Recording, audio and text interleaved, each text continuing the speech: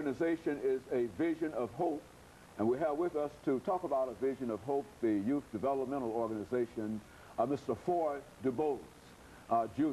And of course, Mr. DuBose, let me welcome you to the show this morning, and to tell you how delighted we are to have you here, Mr. DuBose, primarily because this topic that we're dealing with this morning, Vision of Hope, youth development, is a much needed topic in this community as well as communities all across this nation, because we are having many, many problems this morning with our youth.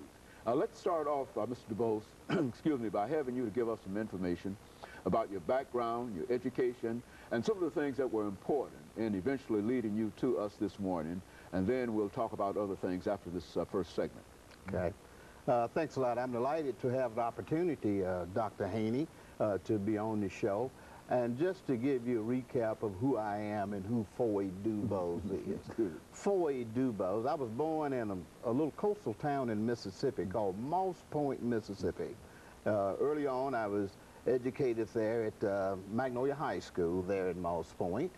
And from after graduation, I kind of was in a bind. I had a dilemma that occurred that whereas my inspiration was to be a professional baseball player.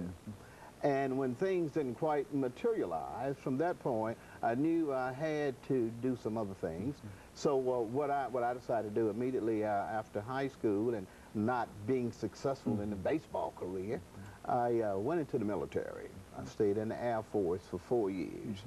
And once in the Air Force, it allowed me an opportunity to virtually grow up and gain some insight as far as some travel experience and some knowledge.